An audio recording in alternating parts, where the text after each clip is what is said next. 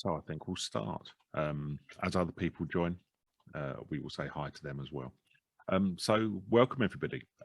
Thank you for joining us to the second in the series that 5app are producing around hybrid working.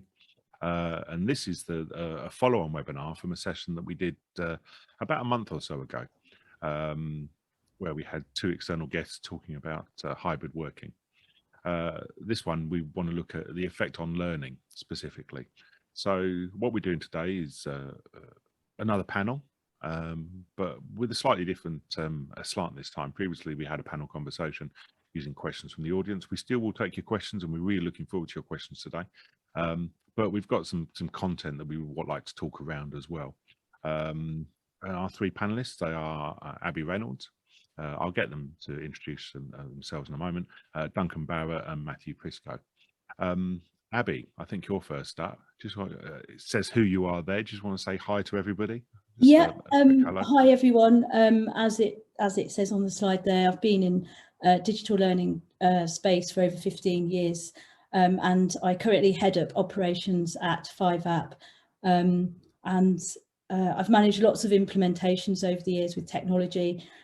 So I'm, got a keen interest in this topic, and very much looking forward to hearing the discussion today. So hi everyone. Awesome, thank you, Abby. Abby was also, she's hiding a light under the bushel. She also did a really interesting session on to do with imposter phenomenon recently as well, and another session last week. So she's experienced at doing these webinars now. Yeah. We've also got Duncan. Hiya, Duncan. How are you today? Hi, Andrew. Hi, everyone. I'm very good. Looking forward to today's discussion. Yeah, just to introduce myself, as you can see, lots of experience around technology, specifically in the last few years, HR and learning technology. So yeah, really looking forward to hearing some of the discussion and the questions that we get today. Excellent. Thank you, Duncan. And thirdly, our third guest today is Matthew. Hi, Matthew. Hey Andrew, and good afternoon everybody. Yeah, my name's Matthew Prisco. I'm currently head of strategy for Hemsley Fraser. I guess my primary role at the moment is talking with clients and organizations, looking at the challenges of learning and development and looking at the capabilities that are needed in people development strategies. So hybrid is obviously top of everyone's agenda at the moment, and looking forward to this conversation. Excellent stuff. Thank you, Matthew. I'm now going to stop sharing for a moment, purely because I would like to put a quiz up. Thank you to everybody. Nice to see that plenty of people have joined the room. Nice to see you. So Anita and Becca's here, and I can see Joanne and Jim, Laura, Marianne, Rob, Stuart, Vanessa, Vicky. Hello, everybody. Please say hi in the chat. We do use the chat for conversation. We also use the Q&A box as well. So if you have questions for the panelists, please make sure that you put those questions in the Q&A box down the bottom. But please do use the chat to say hi. Give us thumbs ups in the chat as well, just to say hi and a happy smile to people. It's just nice we know that we're getting some feedback from the people who we're speaking with today. The other person that you can't see today is Jill. Jill's also around. Jill's looking at the chat as well. She's going to keep an eye on the chat for everybody as well.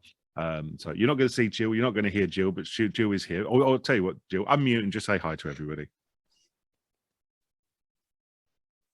Hi everyone. I was just typing in the chat actually to say hello. I am on behind the scenes. Excellent. So yeah, Jill's here. Jill's in the background. She's just keeping an eye on things. Just interesting to see. We've got people from Rochester, Essex, and Indonesia. Hello, Vanessa. Thank you for dialing in. I'm sure it's very late in the day, so thank you for dialing in and saying hi to us over here. What I'd like to do is I'd like to start with a poll first of all, if I can. So let's just stick this question out and see what you think to this one. So what are you adding to your learning for the future? So this is a multiple choice. Some people, is anybody having any particular problems with audio? I've just had a message from someone saying that the audio's playing up a little bit. If you have a problem with the audio, please do let us know, and if need be, we'll give you the dial-in details for it. But really keen on, if you can, just in the poll at the moment, please do tell us what you're adding to your learning for the future. Really interesting to see the comments. Unsurprisingly, relatively few face-to-face events. 2 people out of the 19 or so have voted have said face-to-face events. Interesting to see what's going on the list. Michael Walker has said the audio is a bit patchy online. You've dialed in using Zoom and it is better. Thank you, Michael. Yeah, we are aware the sound might be playing up a bit. Trust me, it's not me. I'm hardwired to 500 meg. So it might be a Zoom problem going on today. To see if there's any more comments. I'll give you another moment just for anybody else to add what you're doing in terms of adding for the future.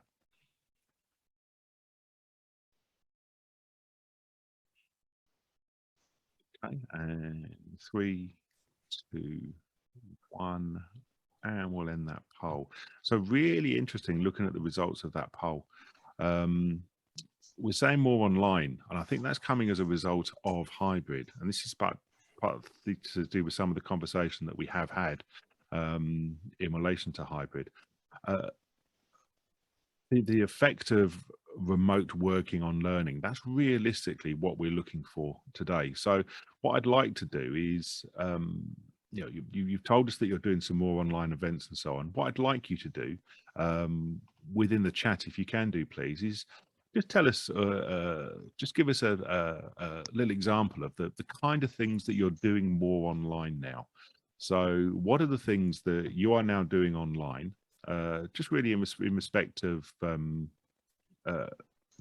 questions we've got up here. What's been the effect of remote working on learning? So you're doing some more online stuff, you're doing some more e-learning stuff.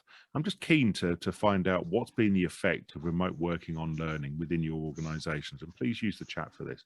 And while you're putting that in there, we're going to have a chat, Abby and I, and we're going to talk about what's happened from or what came out really from our first webinar that we did on this topic.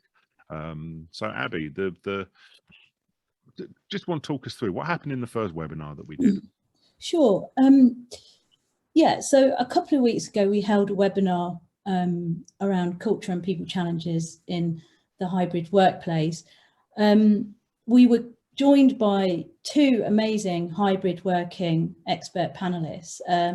Gemma Dale, experienced HR professional who writes about HR and well-being and remote working, and has produced an author of a book, Flexible Working.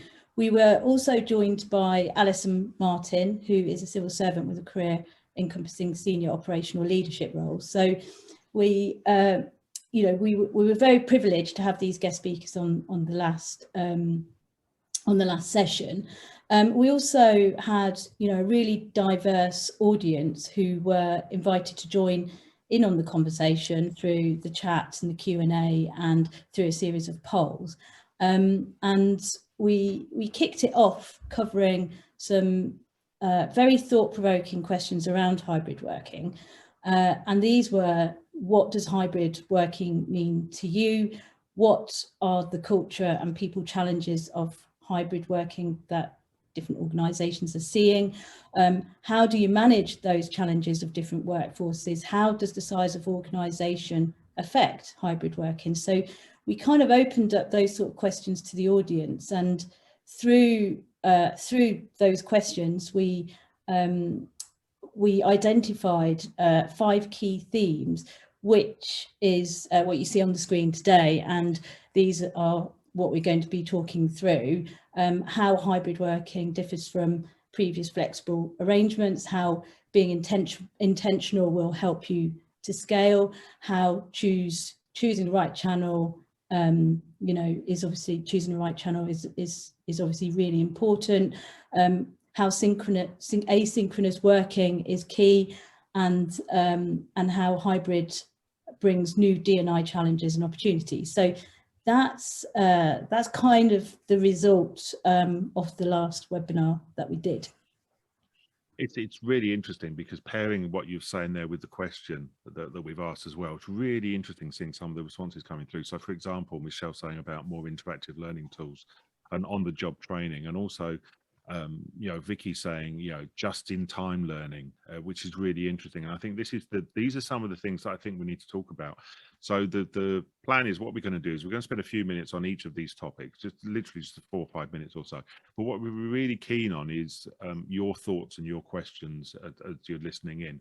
So please make sure you use the Q&A tab. We will look out for the questions. We will scan through the chat as well and look for particular comments, and we'll ask Jill to look through for comments in there as well. But what we'd like to do is to work through these 5 and talk about what we think they are from a learning perspective. So I'm going to cover the first couple. Then we're going to have Duncan going to talk about channels, and then Matthew's going to talk about asynchronous working and then the DNI challenge. But any comments, any questions on these, please do share them as we go through. And I can see we've already we've got another question in there already. Oh, because it's a comment from Patricia. Hi everyone. Oh, and we've had a comment from Vicky as well. Yeah, please use the Q&A for your questions. We will look out for your questions, and we will try and answer your questions. So yeah, please do put the questions in the Q&A. We will look out for the questions in the chat as well. But let's move on. Let's have a look. So hybrid learning differs from previous flexible arrangements. And if we take the idea, as Harold Jarkey says, that learning is the work and is actually doing the work, well, then the learning has to reflect that flexibility. And I think that there's a couple of points that come out of this. So the first one is that it's not all about location. When we talk about hybrid working, a lot of the conversation seems to be about that it's a location. But interestingly, it's much more than that as well. You know, I think 93% of people recently surveyed by Slack said that actually hybrid working to them meant working different times and different hours. Now, if that's the case, the idea of getting everybody into a room at the same time becomes a little bit challenging. And we'll cover that in terms of asynchronous a little bit later as well. And when and how do people incorporate asynchronous activity? And what you're going to have to do, I think, from a learning perspective is fundamentally think about how the design has to be. So the idea of everybody being in a classroom at the same time, we have to change. We have to think about which groups of people need to be in the same place at the same time. And actually, it's more to do with getting groups of people together at a time that suits them. And the role of learning is potentially, I think, much more about how we calculate or how do we gather around some of those groups of people and make sure that we collect the feedback on there. And the flexible job design piece, I think, is another piece that comes from flexible working, is that, and the hybrid working, is that the jobs that we're expected to do are different now. So particularly in the knowledge working space, I'm not talking necessarily about people who travel to a location to work. So my son, for example, you know, works in a food store. You know, he has to travel to there to do his job. But a job like mine, I don't have to. I can be much more flexible and fluid in the hours I work, the locations I work, but also the kind of work I'm doing as well. And I think that our learning potentially has to reflect that as well. So the type of jobs that people do might be a little bit more diverse now.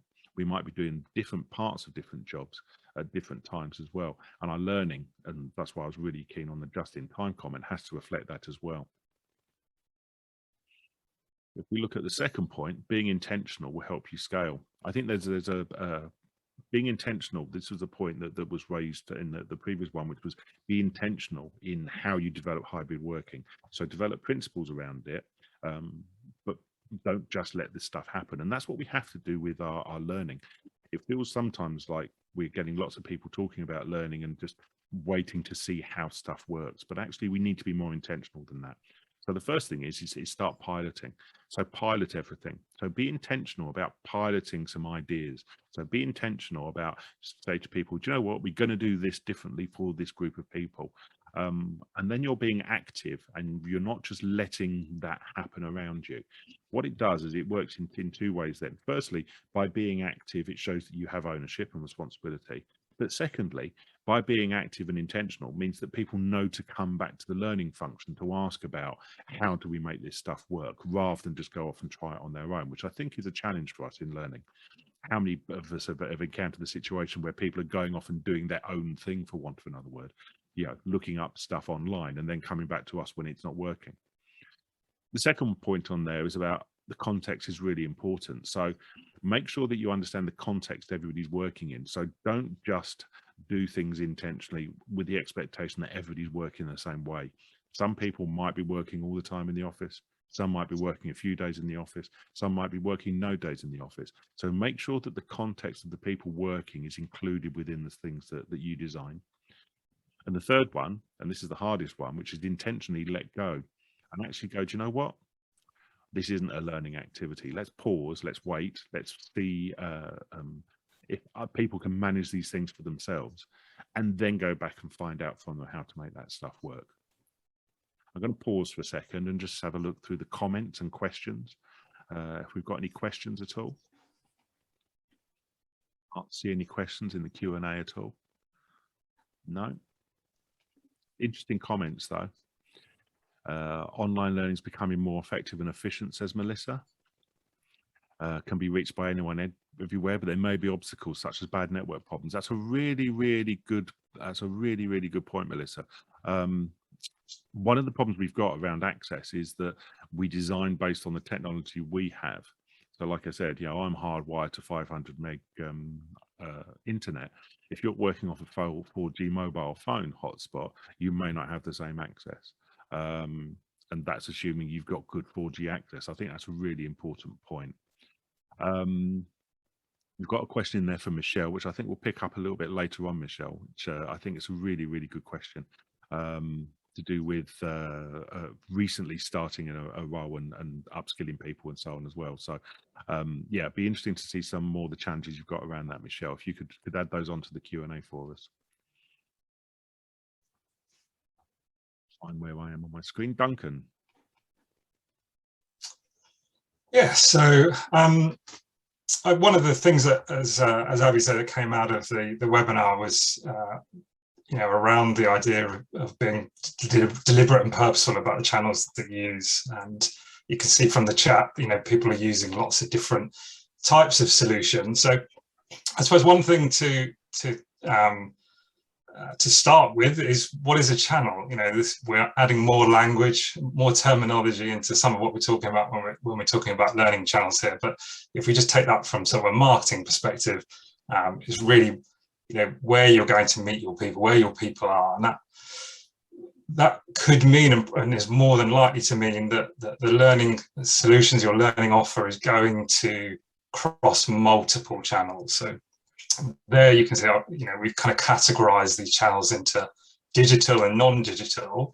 You know, the non-digital stuff is equally important. You know, I'm obviously, my background is in technology, but you know, the physical spaces we have, we shouldn't necessarily think homogeneously about them. We should think about them in terms of an instructional setting. A classroom type setting is different to a workplace setting, and it's quite different to a collaborative setting. You know, we're seeing organizations thinking about making their spaces more collaborative because that's a different type of experience that you need to provide there.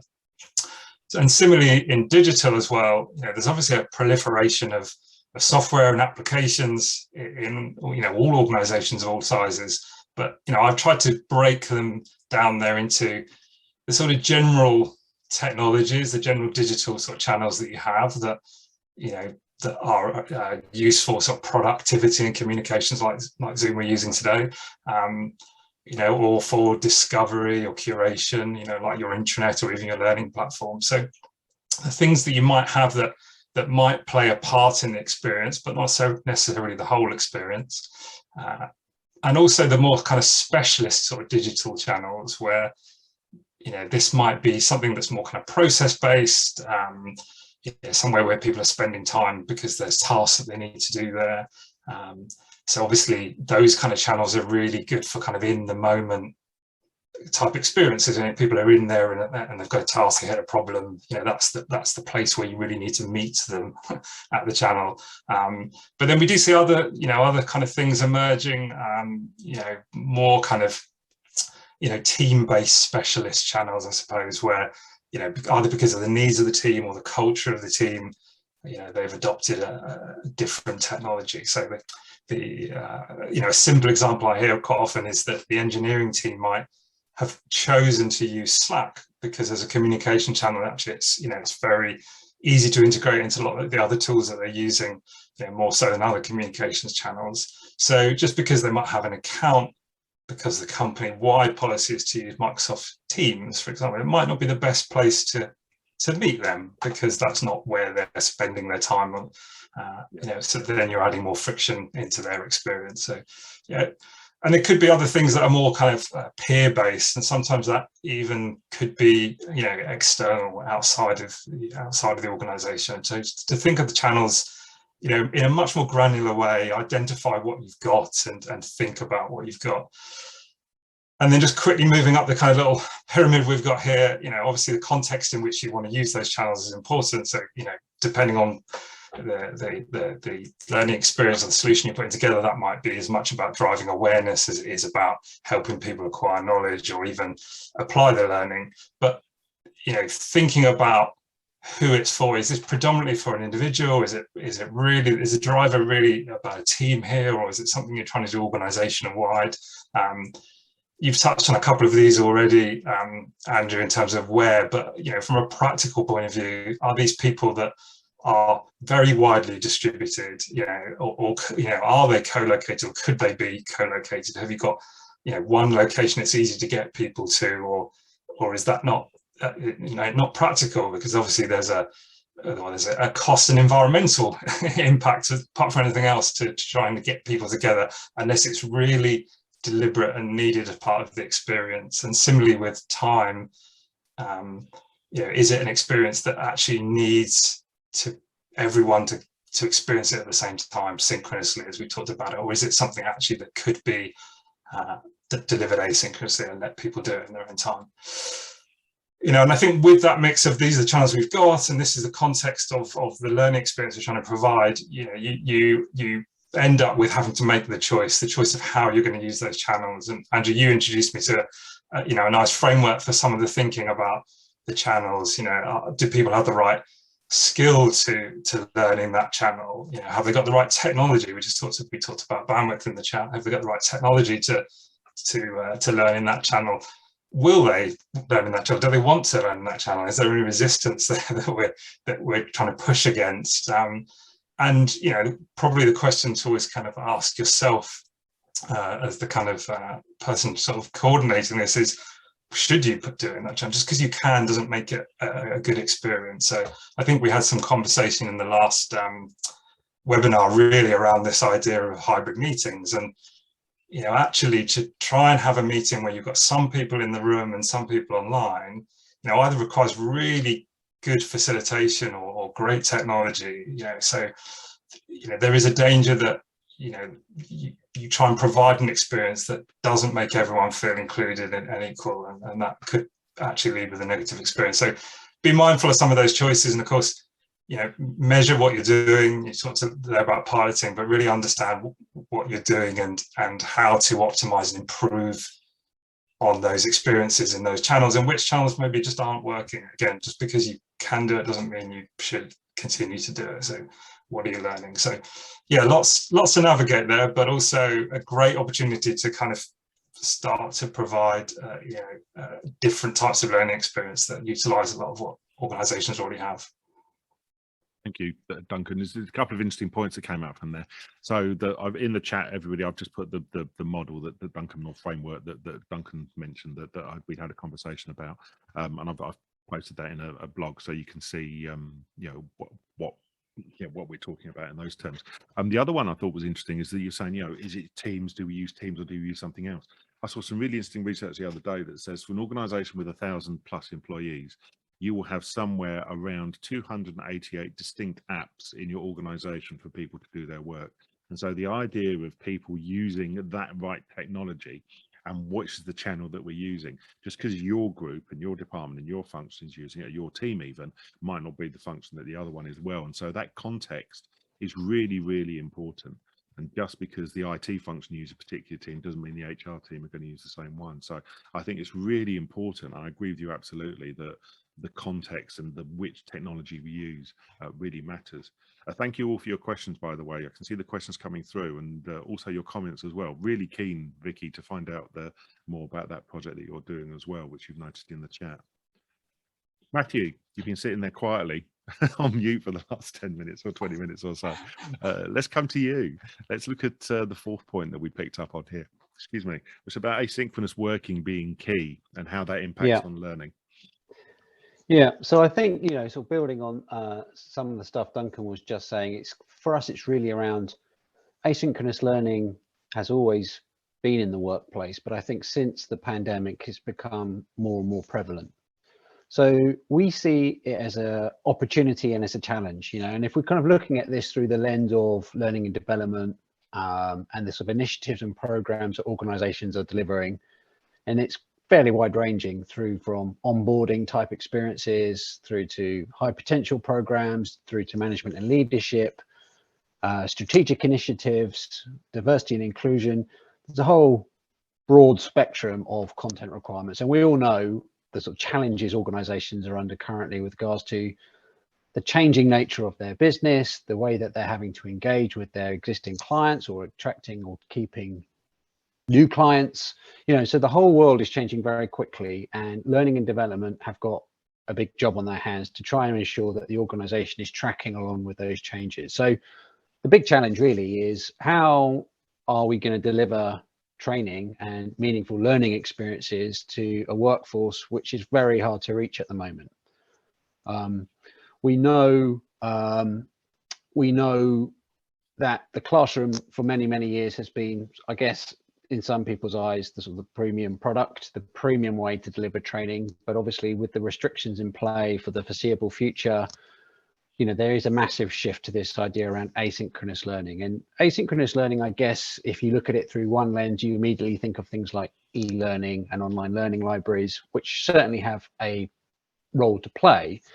But I think the key thing for to make these initiatives successful, I think the needle shifted. You can't say anymore, guys, there's a great online library of content available, please go and help yourselves, it's got everything you need, you'll find it great.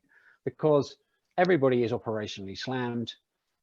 Nobody has the time or often the inclination to go and find bits of content which may or may not prove helpful. So I think the name of the game is really kind of in and around that contextualization, curation, and relevancy. How do we make online learning experiences which are really kind of relevant to the audience and to the teams and participants that you're aiming for? So Hemsley Fraser use a methodology which we call Excite, Engage, Embed.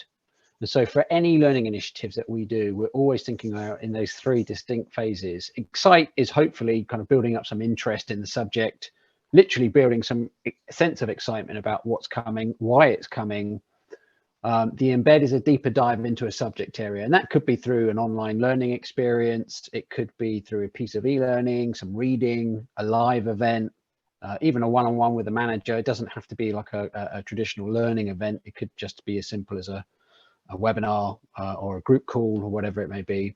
And then for us, the important part is the embed phase. Kind of once you've done that piece of learning, what's the call to action? What are you going to do with it? Because if you're not trying to apply it back to your job, to your team, to your function fairly immediately, you're just going to forget about that, and it's going to become redundant quite quickly. So I think you have to be thinking about these kind of campaigns. The way I think of it personally is, I think it's like a fire. You want it to get it all nice and warm, looking great. But once you've created it and everyone's looked at it, you know what happens if you don't look after a fire. It just sort of dies out and goes away. So I think it's about kind of thinking about, how do we maintain that kind of what's going to fuel that fire for the foreseeable future? What are you going to be doing as an organization to kind of curate the relevant types of content, blend it together, and almost kind of provide it as a curated service? Because the key thing for us is, as I said earlier, everyone's operationally really busy. So, the easier you can make it for them to get to the asynchronous learning, the more relevant you can make it, the more contextualized you can make it, is really key to the engagement that you're looking for. Because you can do a lot of work trying to get content into a platform, but without the right sort of sales and marketing tools that are supporting it, you're going to get pretty disappointed with the ROI. And I guess I'm talking about this through the lens more so of, management and leadership, soft skills, because some of the more compliance and regulatory stuff, there's probably someone chasing you around with a big stick to say, please do this, or else there's some consequences if you don't do it. But certainly for the softer skills and the leadership skills and things like that, that is often a harder challenge. And also, the more senior the audience, often they're the more hard to engage with. So you really want to be thinking very carefully about, what is the marketing message behind it? So L&D for me has got this new role almost, and And I guess it's sort of branching out into other areas of the business. So if you think about the skill set that a modern day L&D function has to have, they do have to have their head switched on from a sales and marketing perspective. You know, what's going to get everyone's juices flowing initially. Then you're going to be thinking about, you know, the skills and capabilities that you need to deliver meaningful learning experiences when the classroom is no longer really available. And then what are you going to be doing from the embed phase, and how do you kind of create a learning culture in the organization? I think, you know, the role of people and managers themselves is really important as well. So for us, it's always about a curation process of looking at what you have available as an organization, what's in your kit bag of content, what relationships and partnerships do you have with third-party providers, what's available freely online, and who can you use in your business to really kind of champion this particular learning cause or experience. And if you can blend those things together, so you've got some academic credibility, got some corporate contextualization, and you've got some good folks kind of promoting why you should be looking at this content and engaging with it, I think they're the real key ingredients. So you really need tools like the 5-App Hub or an LMS or LXP to kind of create that for you, and having those curation services, I think, is key. So there's challenges to synchronous working, but if you can get those right, it can be massively powerful and, you know, really help the L&D deliver what they need to into the organization. I would agree with you 100% in terms of curation. Yeah, I saw an interesting phrase is that there's no value in content anymore. It's just actually knowing how to assemble it, which I think is really interesting. Yes. And working on the premise that actually, do you know what? Somebody in the organization knows the right answer. All we have to do is to bring all those people together and to bring their knowledge together. And that's the whole sort of like, you know, the knowledge management movement and so on. So I think there is definitely something in that space, and I would agree with you there as well. And it does work and it does support asynchronous, because if that information is available to anybody at any time, then anybody at any time can access it. So that idea of just in time, but also there's also an element of just for me, just personalize the stuff I need. Yeah, I think, yeah, which is absolutely part of it as well. And I would also add that you shouldn't forget the synchronous part of it, because we find that when you blend the two together or have some type of live experience, it makes people look at the content more. If they know they're going to go to a webinar like this and there's some pre-reading to do, if you kind of provided stuff to do before, during, or after the kind of the event, whatever that may be, that is a real good way of thinking about it, because asynchronous is great, but again, it's quite easy not to do asynchronous. I'll get to that. It's nice to have, but kind of what makes people do that extra bit of work and actually click on the link and dig into that piece of content or pieces of content. I think that's a consideration when you're thinking about sort of building out these programs and experiences for people. Well, let's look at the fifth point that came up from the webinar. So hybrid brings new D&I challenges and opportunities. Keen to Matthew, just to get a sense of that from an L&D perspective, a learning perspective. How does that relate?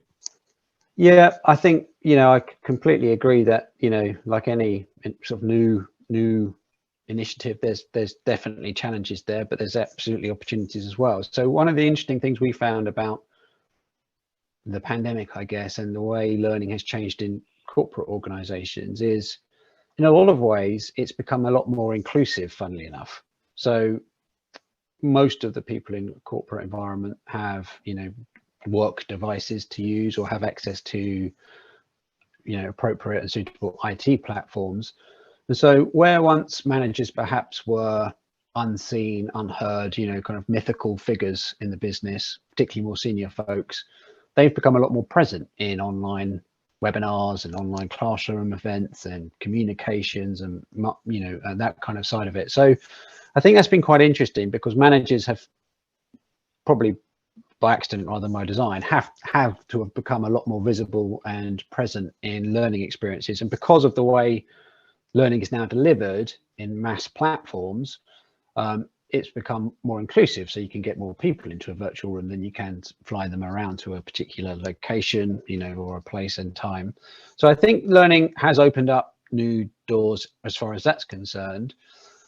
If you're looking at it through the lens of, you know, diversity and inclusion training, you know, again, that is also opportunity to deliver really good, compelling content into the business. Again, if you're following the best practices we were just talking about, you can get some really compelling D&I content into the organization.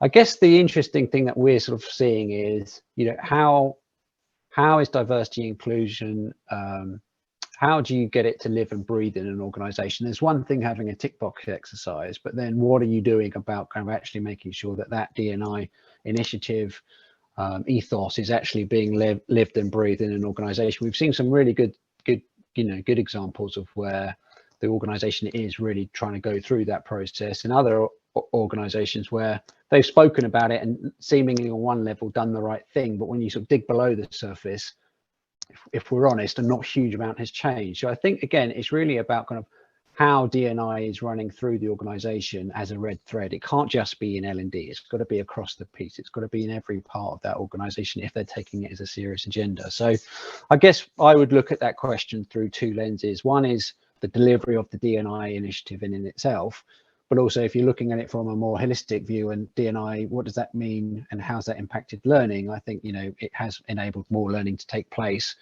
and having people having better and more access to more senior folks in the business, which often is a good thing because of their shared experience and the value that they can bring to conversations and learning. There's again, I agree entirely. There's another aspect as well, which I think is interesting. Is we talk about inclusion, and simple things like, for example, saying everybody has to put their camera on, when you start a session. It's a brilliant idea. Everybody has their camera on at the start of the session. However, somebody might be working off the end of their bed, because of where they are. Somebody might have... Can you see my bed? Exactly, yeah. Screaming children in the background and so on as well. So everybody's mic has to be on, kind of thing. There's all of that kind of stuff. And there's something that we need to think about from when we're running these kind of sessions is, okay, the context that people are working in now. And I saw a brilliant post the other day, actually, from somebody saying, so I went to the office, I worked all day, but all I was doing was signing into Zoom calls that I could have done from home, kind of thing. So everybody, and this idea of hybrid and how we balance that from a learning perspective, I think is really interesting. Is somebody expected to travel in order to be able to do some learning activity? And I think we need to bring that in, and that idea of inclusion and equality is really important. I'd agree, and it's interesting actually to see kind of how technology has come into everyone's lives a lot more over the last 18 months. And sort of the example I'd share with you is, I don't know if you've done any traveling recently, but if you've tried to exit the country or come back into the country, everything's been done by QR code readers. So if you're have a smartphone and you're reasonably kind of switched on, you can get through the process. It's not particularly easy, even for us as iPhone owners and whatever else. The people that I found are really struggling with it are perhaps slightly older generations that maybe don't have a smartphone or are not comfortable using the technology. Because if you can use your QR code reader, you can get through massive queues and process relatively quickly. Whereas if you don't have that, you're queuing for many hours, and I think, that's interesting because technology has kind of enabled some people to kind of get through a process efficiently and quickly, and others are really suffering the consequences of not really being fully aware of what QR reader does or how to use it properly. So I think, in that respect, it's enabled people to have, travel efficiently, but in the other hand, it's actually restricting people's ability to travel. So from a diversity and inclusion perspective, you think, well, how can we improve that situation? So I think it is an interesting challenge that technology can work, but only when people understand how to use it. I agree, and I think that's a brilliant reference back to what Duncan was talking about in terms of the right channel. Just because you've got a smartphone and you can scan a QR code doesn't mean that everybody can, and we need to think about that in terms of our learning design piece exactly the same way. Just because you've got really good internet access, somebody might not have. Just because you've got a decent background that you can put up, not everybody else can. Just because you haven't got any children running around while you're trying to do this, that doesn't mean everybody else has as well. And those are exactly the points that I think we need to be picking up on. Thank you for that. Thank you for your time on that, Matthew. That was really that was excellent. I'm just looking at the questions that have come in. There's looking to see what's come through. So I'm going to do something slightly unusual here because Michelle, I'm really interested just to get a sense of understanding. So what I'd like to do, Michelle, is assuming that you have a microphone, I'd be really interesting just to unmute you. Just so we can find out exactly what the scale of your problem is. Would you be willing to do that for us? If I put you on allow to talk, there we go. You should be, there we are. You should now be on there as a panelist. If you have a microphone, I'm just really keen, because the question Michelle's put in is, I have an interesting challenge in learning, which I'd love a view on. I've recently become an L&D manager 3 weeks in, so congratulations. But not only are we contending with hybrid work across the operation, but also upskilling 3 new L&D consultants. And would this relate to these guys too? I'm particularly keen, Michelle, if you are there, would you be able to unmute and just give us a little bit of context around that? Just going to pause for a moment.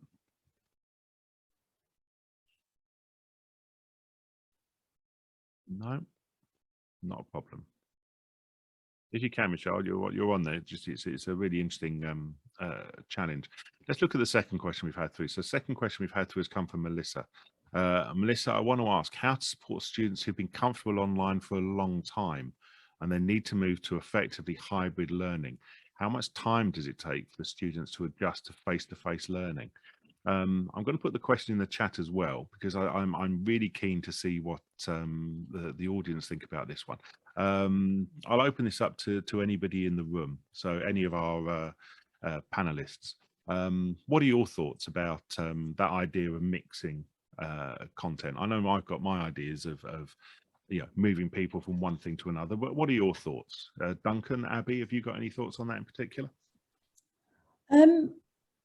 Well, I can talk about a recent experience. I think I mentioned this on the last webinar, that I'm actually doing a course at the moment, which was partly classroom based and also online. But since the pandemic, we've gone completely 100% online.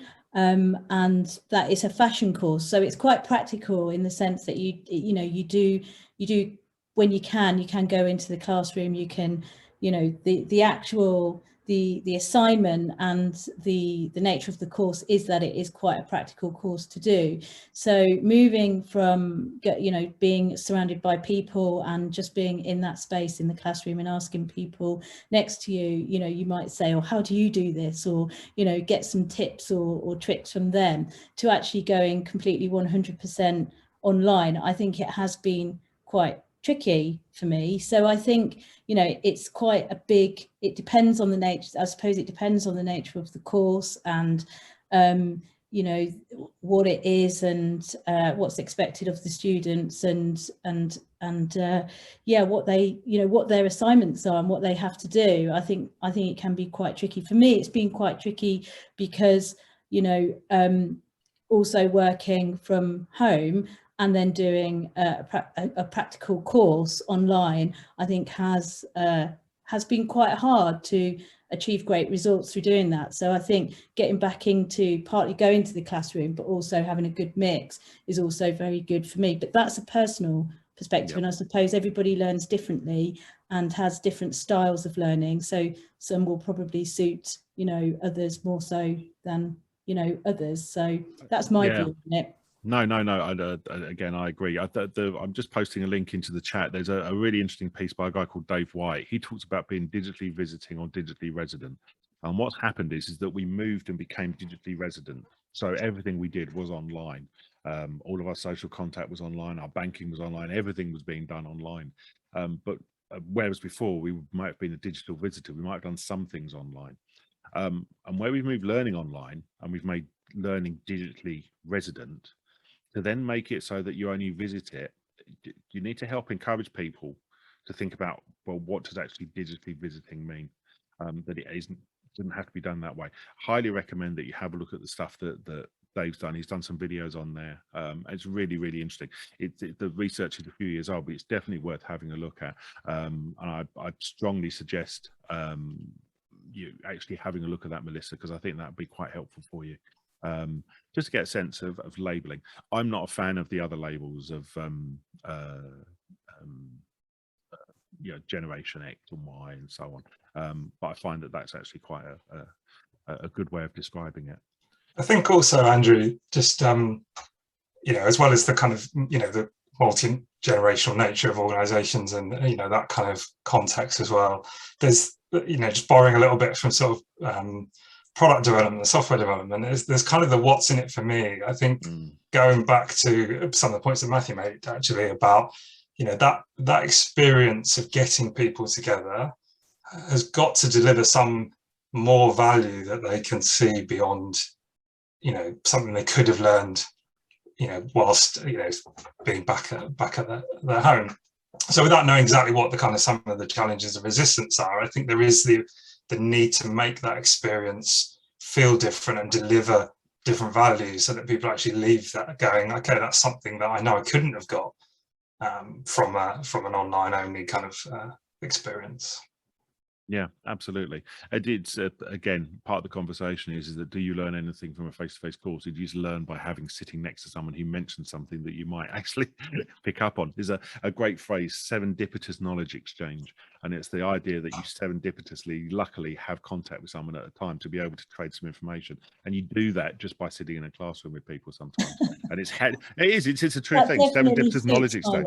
Yeah, it is. And you learn from how you interact with Absolutely. people. Yeah. Sorry, go ahead, Matthew, please. No, I was going to say, just picking up on that question around, you know, how do you encourage students out of their, you know, the relative perceived safety of their flat or house or whatever. I mean, it's interesting because it is a big challenge, certainly in, well, I think in all kind of industries where we've been able to work at home. It's less so on those where you have had to physically be in the factory or the hospital or the care home or whatever that enforces you to be actually at work. But for the working at home folks who've been in lockdown for, let's be honest, 18 months, if not longer now, the return to classroom training is challenging, particularly in the L&D world, well, corporate world, sorry, because, you know, what we're seeing is the take up is not as high as we had anticipated. We thought, you know, Q4 this year as a classroom, one of our services is classroom provision. We thought that we'd see quite a big uptick in that as people emerged from the, you know, cave blinking into the light kind of thing. Very happy to be in a classroom environment again. However, it's not quite mapped out like that. The occupancy is not where we would, you know, expect to see it, you know, just number of people booking onto classroom experiences, but also the cancellation rate's really high. So even those that do decide they would like to have a go at a classroom experience, then decide nearer the time or closer to the time, actually, when I think about this, do I really want to go and travel? Do I want to be in a room with other people? You know, there's a lot of things going on psychologically for people at the moment in and around, you know, being comfortable in those types of you know, atmospheres and environments. So I think it's an ongoing challenge, and I think, you know, the government are sort of looking at that, trying to encourage people back to work, and it, you know, it's going to be an ongoing challenge, I think, particularly as we enter into the winter. You know, Plan B, the NHS kind of conversation at the moment about restrictions, what should be in place, what shouldn't be in place, and, you know, it won't take a lot for people to withdraw even further from that. So as much as we'd like to think classroom is coming back, you know, our expectation is if and when it does come back, it won't be anywhere near the kind of levels we had seen previously, and that's being driven by the human behaviors, but also the practicalities of the, you know, the travel and expenses people are saving from a corporate perspective, not having to, you know, hire venues, trainers, traveling, hotels. You know, there's a whole new kind of game in town when it comes to sort of L&D expenditure and how people are going to invest their money. Yeah, it's as simple as so I had COVID last week for the second time. So I've had COVID once. I had it in September last year. I've been double jabbed. Second jab was in June of this year, and I've had COVID again. So that's going to happen. We are, you know, I was looking at the data on it. Somewhere around less than 20% of the UK population have had it. So because of that, I have a horrible feeling that this is going to be sticking for a long time. And the idea that we'll go, oh, it'll just be another 3 months or another 6 months or whatever. I think what we're seeing is a fundamental shift in some of our working patterns. And because of that, that's a fundamental shift in some of our learning patterns are going to have to reflect that as well. And if you're just waiting to start doing face-to-face classroom stuff again, I think you're going to have quite a long way. And it's really interesting that you're saying you've got data that supports that. That's really useful to know. Yeah. Michelle, are you there, Michelle? I saw you had to run away quickly. Are you there now and able to unmute so we can hear your question in a little bit more detail? Let's have a look and see if you're there. Michelle, are you there?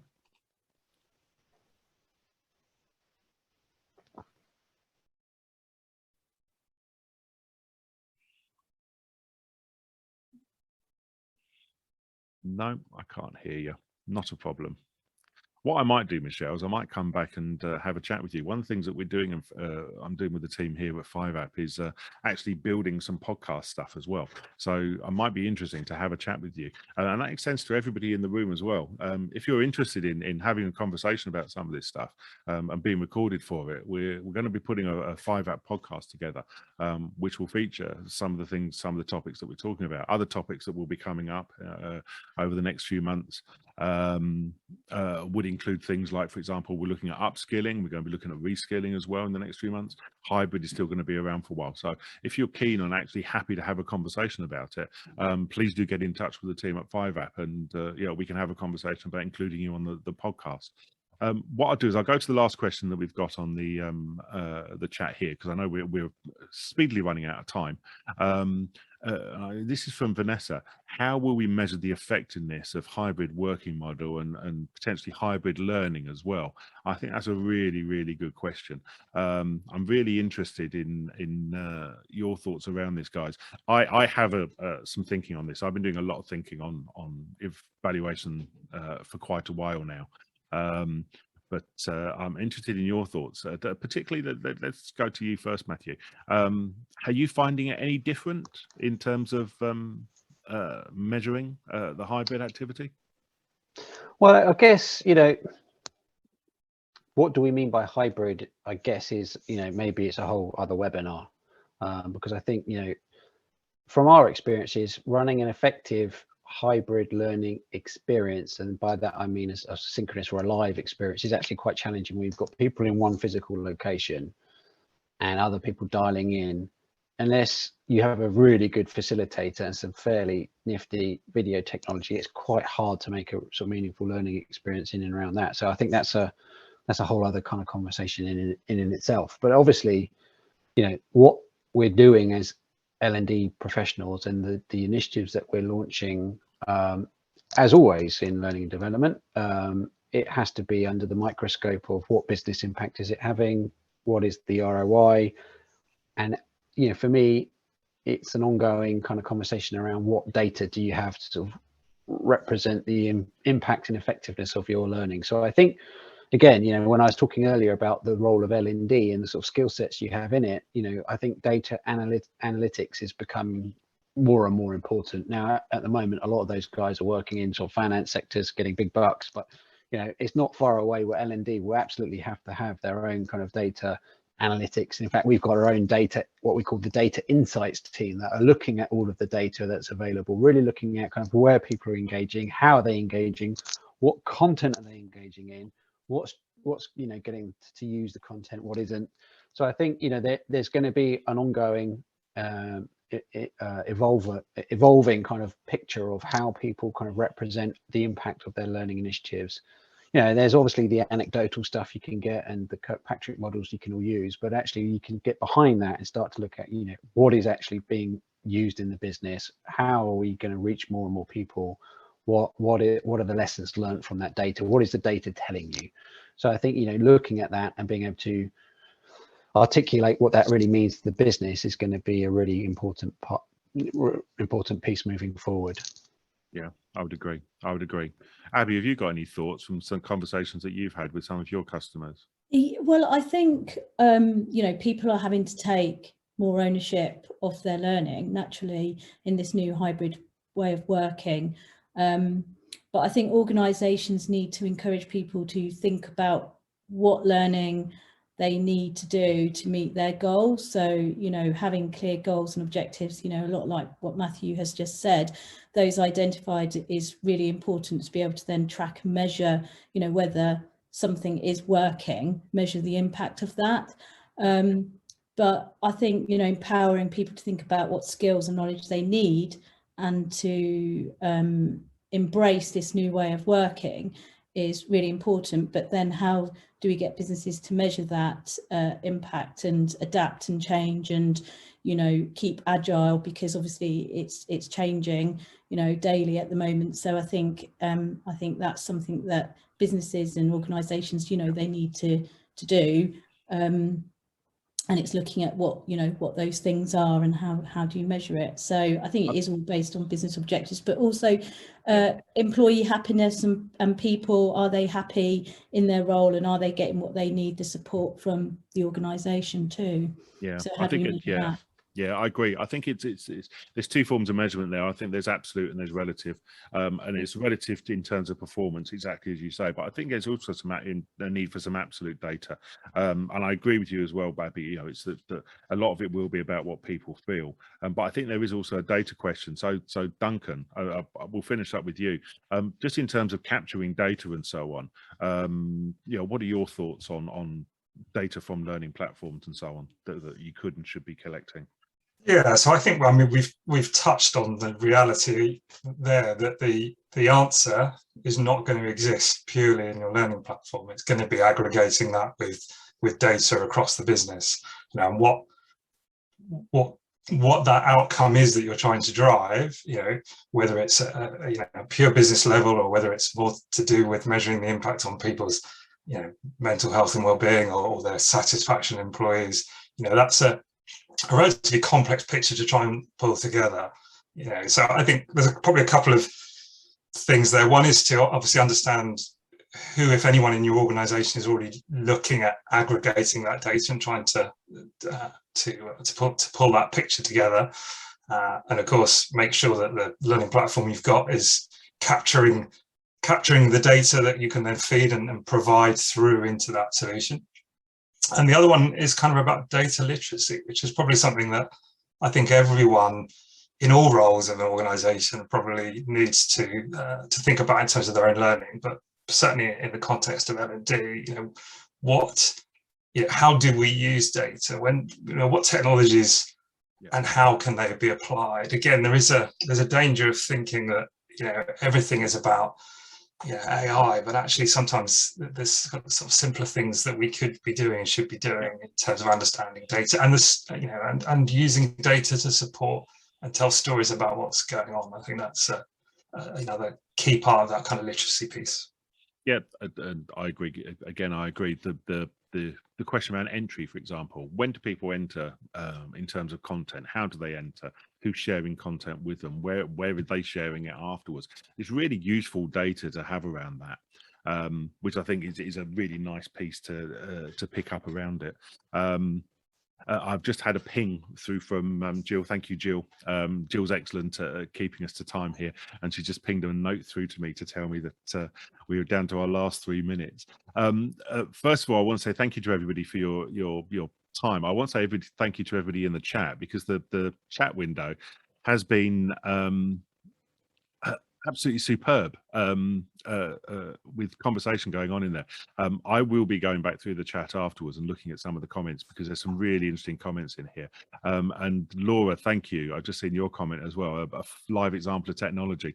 Lost connection, taken 10 minutes to log back on and back into it again, and lost all the chat and so on as well from before. If you want to get a copy of the chat, Laura, I mean, the webinar has been recorded and will be hosted on the 5-App Hub, so you will be able to see it there. So you will be able to see the chat. You'll be able to see the chat. Vicky, you're saying if you go back and watch the recording, then you should be able to see the chat. And thank you to your comment, Jenny. Thank you for your comment. I want to say thank you to everybody. It's been really useful conversation. What I would like to say and remind everybody is, you know, please do get in touch with us here at the team at 5-App if you're interested in being on the podcast, because I think the podcast could be very interesting. You know, we've got lots and lots of topics coming up, and interested to see what that is. I'm also interested, like I said, I'd really like to have that conversation with you, Michelle, and find out the context around what you're working with. But it just leaves me to say thank you once again, Abby, and to Matthew and to Duncan, as I see you on my screen here. Thank you, Jill, again for wrangling us and keeping us on time. Yeah, keep an eye open. We will be having some more sessions. looking at hybrid and looking at some of the other topics that are now hitting in terms of learning and development. Once again, we do really appreciate your attendance and your insight and your thoughts and comments and conversation. Thank you, everybody, and we'll speak to you soon. Thanks, Andrew. Thanks for being a tremendous host. Oh no, I'm not a tremendous host. This is just the job. This is what I do. This is the new skills. This is what we're meant to do now. This is, as someone said, it's about the facilitation stuff. Thank you, everybody. Thanks, everyone. Take care.